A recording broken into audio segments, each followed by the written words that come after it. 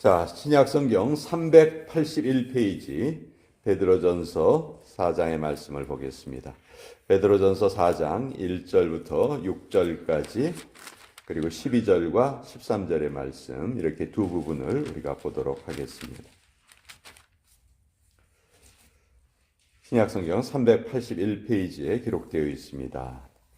베드로전서 4장 1절부터 6절까지의 말씀을 먼저 같이 읽겠습니다. 시작. 그리스도께서 이미 육체의 고난을 받으셨으니 너희도 같은 마음으로 갑옷을 삼으라. 이는 육체의 고난을 받은 자는 죄를 그쳤음이니 그 후로는 다시 사람의 정욕을 따르지 않고 하나님의 뜻을 따라 육체의 남은 때를 살게 하려 함이라. 너희가 음란과 정욕과 술 취함과 방탕과 향락과 무법한 우상 숭배를 하여 이방인의 뜻을 따라 행한 것은 지나간 때로 족하도다. 이러므로 너희가 그들과 함께 그런 극한 방탕에 다름질하지 아니하는 것을 그들이 이상히 여겨 비방하나 그들이 산자와 죽은 자를 심판하기로 예비하신 이에게 사실대로 고하리라. 이를 위하여 죽은 자들에게도 복음이 전파되었으니 이는 육체로는 사람으로 심판을 받으나 영으로는 하나님을 따라 살게 하려 함이라. 12절과 13절의 말씀 같이 읽습니다. 시작. 사랑하는 자들아, 너희를 연단하려고 오는 불시험을 이상한 일 당하는 것 같이 이상히 여기지 말고 오히려 너희가 그리스도의 고난에 참여하는 것으로 즐거워하라. 이는 그의 영광을 나타나실 때에 너희로 즐거워하고 기뻐하게 하려 함이라. 하나님의 말씀입니다. 아멘. 자, 베드로 전서와 후서 교회가 당면해야 하는 두 가지 그 어려움에 대해서 말하고 있는데요. 베드로 전서는 외부로부터 오는 어려움에 대해서 말하고 있습니다. 외적인 어려움은 대표적인 것이 핍박이죠. 신앙을 가졌다는 이유로 핍박당하는 것. 여기에 대해서 베드로 전서가 교훈을 주시고 베드로 후서는 교회 내부에서 시작되는 그런 어려움입니다. 교회 내부에서 교회를 공격하는 것은 바로 이단이죠. 몰래 숨어 들어와서 잘못된 사상을 전파해서 교회를 어지럽히는 그런 이단들이 있었죠. 그래서 베드로 후서는 그 이단들을 경계해야 됨을 더 알려주고 있습니다. 자, 오늘 우리가 읽은 이 베드로 전서에 보면 그 시련이 우리의 크리스찬의 삶에는 필수적인 것이다 하는 것을 다시 한번 강조하고 있죠. 여러분, 우리가 음식을 만들다 보면 꼭 들어가야 되는 요소들이 있습니다. 예를 들어서 무슨 국을 끓인다 할지라도 거기에 양념이 꼭 들어가야 되죠. 그 양념들이 다 들어가야지 그 중에 한 가지라도 빠지면 제대로 맛이 안 나죠. 우리 신앙생활에 필수적인 요소들이 여러 가지가 있습니다. 말씀 읽기, 또 기도하는 것, 또 봉사하는 것, 여러 가지가 있어요. 근데 그 중에서 꼭 빼놓지 않고 들어가야 되는 것이 있는데 우리가 그것을 자꾸 간과하기 쉽습니다. 빼놓지 않고 들어가야 되는 요소가 바로 시련이에요. 시련. 그러니까 우리가 신앙생활하면서 신앙생활은 결국 시련이 찾아올 때 그것을 어떻게 이겨내는가 거기에 이제 초점이 맞춰져야 되는데 시련이 찾아오지 않으리라 기대하고 신앙생활을 하기 때문에 낙심하게 되는 것이고 어려움이 찾아오면 그것을 이겨내지 못하는 것이죠. 그래서 저나 여러분은 반드시 우리의 신앙생활에는 어려움이 있다 하는 것을 잊지 말아야 되겠습니다. 오늘날 이 잘못된 복음에는 이 고난의 문제가 자꾸 생략되는 경우가 많아요. 그래서 잘못된 신앙생활에 우리가 빠지기 쉬운데 성경은 필수적인 요소로 고난을 늘 강조하고 있다. 1절에도 보시면요. 그리스도께서 이미 육체의 고난을 받으셨으니 너희도 같은 마음으로 갑옷을 삼으라. 그러니까 예수님도 고난을 받으셨다. 그런데 예수님을 따르는 우리가 어찌 그 고난을 마다하겠느냐. 우리 역시 그 예수님의 고난을 본받아 그 고난을 우리가 꼭 받아야 한다. 근데 그 고난의 유익이 있어요. 고난의 유익이, 육체의 고난을 받은 자는 죄를 그쳤습니다. 고난을 통해서 우리의 삶이 오히려 올바른 곳으로, 올바른 모습으로 바뀐다는 것이죠. 고난이 없으면 반대로 잘못된 길로 나갈 수밖에 없다는 거예요. 그래서 우리 크리스찬들이 고난을 바라보는 그 시각을 베드로는 완전히 지금 바꿔줍니다.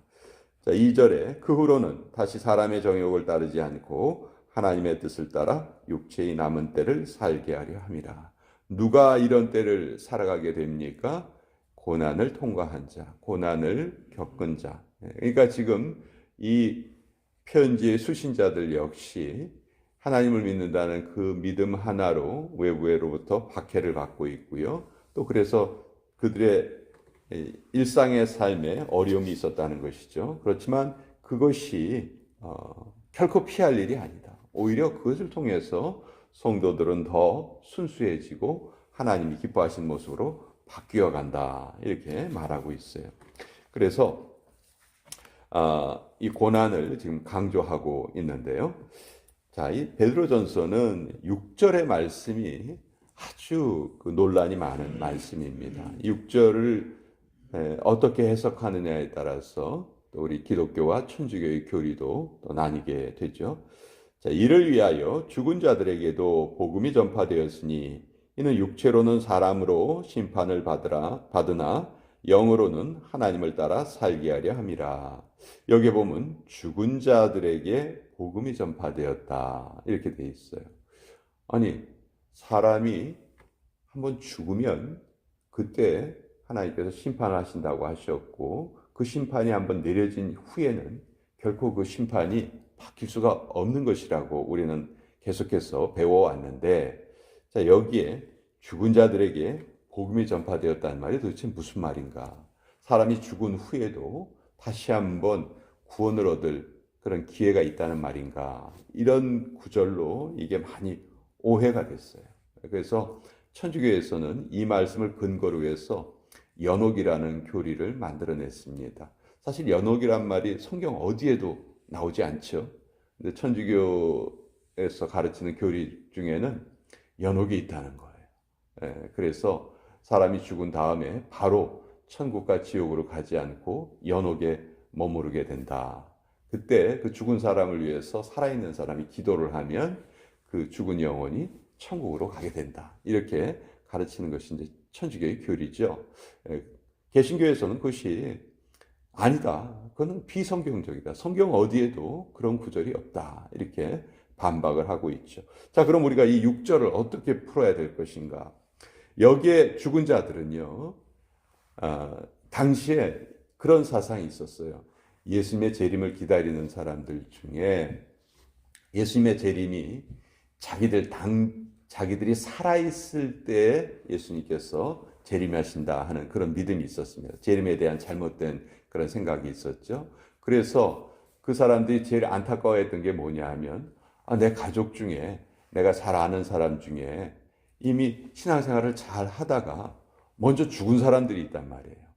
그 사람들 어떻게 되지? 예수님께서 재림하실 때 나처럼 살아 있어야 되는데 예수님이 곧 오실 텐데 나처럼 살아서 예수님을 맞이해야 되는데 먼저 죽었으니 어떻게 하지? 하는 그런 것에 대한 걱정이 있었던 거죠.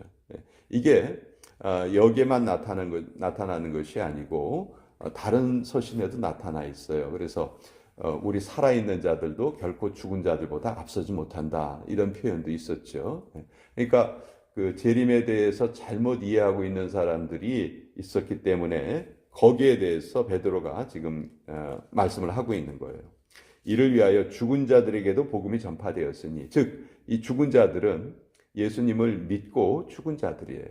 그 사람들이 예수님이 재림할 때 살아있는 사람들보다 결코 못하지 않다. 그 사람들도 구원을 받은 자다. 이런 것을 지금 나타내는 거예요. 그래서 이 베드로전서 4장 6절은 결코 사후에 다시 한번 복음이 전파될 수 있는 기회가 열린다든지 그런 식으로 해석하면 큰 오류에 빠지게 됩니다. 성경 전체의 맥락과 맞지 않는 말씀이 되어버리는 것이죠. 그래서 베드로전서 4장 6절은 논란이 많은 구절이지만 우리 개신교에서는 개혁신앙에서는 여기에 죽은 자들을 이미 복음을 듣고 죽은 자들로 우리가 그렇게 해석을 한다. 그것이 성경적으로 맞다. 이렇게 우리가 이해하고 있습니다.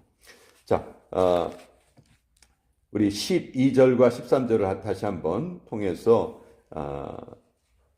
고난에 대해서 지금 어떻게 베드로가 말하는가를 다시 한번 좀 살펴보겠습니다. 자, 베드로가 사랑하는 자들아 이렇게 말하고 있죠. 하나님을 믿는 모든 자들을 베드로가 사랑한다 표현을 하고 너희를 연단하려고 오는 불시험을 이상한 일 당하는 것 같이 이상히 여기지 말아라. 아까 제가 말씀드린 것처럼 우리 크리스천의 삶의 고난은 필수 요소입니다. 필수.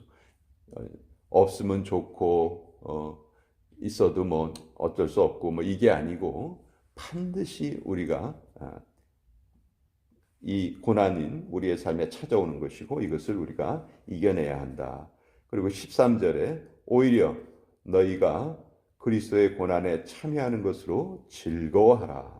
이제 고난을 대하는 시각 자체를 완전히 바꿔주죠. 오히려 고난이 너희에겐 즐거운 것이다. 왜냐하면 그 고난을 당한 자들이 그 고난을 통해서 하나님의 상급도 더 많이 받게 되는 것이다. 그리스도의 고난에 참여하는 것을 즐거워하라. 이는 그의 영광을 나타내실 때 너희로 즐거워하고 기뻐하게 하려 하심이라. 여러분 우리가 시련의 때는 정말 영적인 깊이를 우리가 체험하는 때입니다. 시련의 때 우리는 기도하죠. 또 말씀을 아주 열심히 읽게 됩니다. 우리가 막다른 골목에 처해 있을 때 그 골목이 아무리 좁다 해도 나 말고 또 한 분이 그 자리에 같이 들어가 계실 수가 있습니다. 그분이 바로 우리 주님이시죠.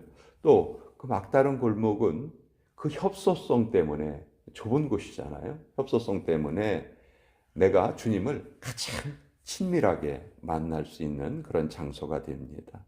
그 고난의 시간을 통과해야 우리는 신앙의 더 깊은 세계로 나아갈 수가 있는 것이죠. 그래서 베드로서에서 우리가 잘 알려져 있는 구절이 너희는 나그네다 이런 표현을 베드로가 우리에게 하는데 우리 공동체를 이루고 살아가는 우리도 이 땅에서 영원히 살아가지 않습니다. 우리는 이 땅을 잠시 머물다 지나가는 나그네에 불과하다는 것이죠. 그래서 이 나그네에 불과한 우리가 곧 지나가 버려야 될 이 세상의 미련을 갖거나 이 세상의 관점을 가지고 이 땅에서 사는 그것은 바르지 못하다. 하나님께서는 그것을 고쳐주시기 위해서 우리의 삶에 고난을 허락하시고 그 고난을 통해서 그런 것들로부터 우리를 떼어내신다. 하나님, 저는 그런 거 없어도 세상과 잘 떼어서 살 수 있으니까, 떨어져 살 수 있으니까 저한테는 그런 거 주지 마세요. 우리가 이렇게 생각하지만 우리의 본성을 잘 아는 하나님께서는 결코 그런 말에 속지 않으시죠. 우리는 그런 것이 없으면 결코 신앙의 길에서 제대로 잘 살아갈 존재들이 아닙니다. 인간이란 존재는 그렇게 만들어진 존재가 아니기 때문에 그렇죠. 그래서 오늘 이 베드로 전서를 통해서 그 당시 극심한 시련에 처했던 자들을 하나님께서 어떻게 깨워주셨는가. 오늘도 우리가 눈에 보이는 이런 육체적인 핍박은 없지만 영적인 공격 속에서 우리가 살아가기 때문에 우리도 오늘도 그러한 공격을 잘 이겨내야 되겠지요. 그리고 그것을 다 이겨낸 자에게 성경은 큰 상급을 우리에게 약속하고 계신다. 그래서 다시 한번 이 말씀으로 오늘 어려움을 받고 있는 자들이 있다면 이 말씀을 통해서 다시 한번 위로받고 또 우리가 또 신앙의 깊은 곳으로 함께 나아갔으면 좋겠습니다. 자, 이제 그